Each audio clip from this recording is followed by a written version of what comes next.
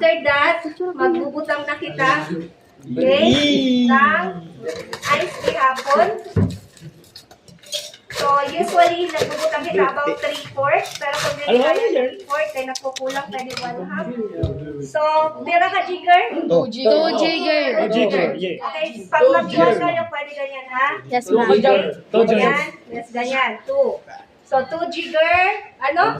Gin. 2 jigger gin. Okay. Here. 1. Okay. 2.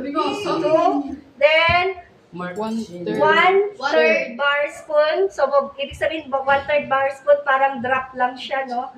1, 2, 3, drop lang. Very damo. Ayan. Okay. Then, stir. Stir. Okay, about 15 seconds, no, to stir. Okay. Then, put the cotton strainer. Then, remove the ice for pre-chilling. Then, put. Okay. Then, magbubutang na kita ng okay. So, pwede natin butang na lang yung tutulo kasi good day yan. Yung iba ito lang. Okay?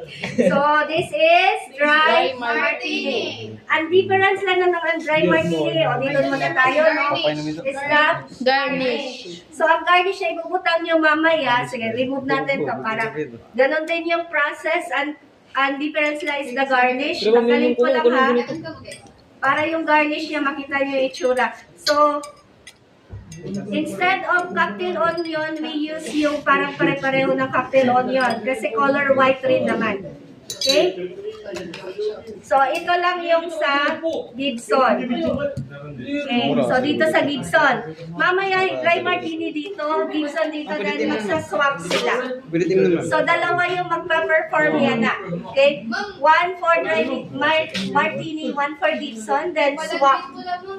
Ha? Oo, gin-daglit ko lang. Basta ako lagi ako ng process, gin-change ko lang ang garnish. Okay? Ganun lang ang difference. Pero, di rin yung shortcut mamaya, magkaiba yan. In shortcut ko lang para iyon na. Okay? Like, kukulangan na tayo ng time. Tapos, magpa-5S kayo, ibalik once done. Then, next na, diretso 5S ka mo, ha? Hihiya. Ay, ayaw ano,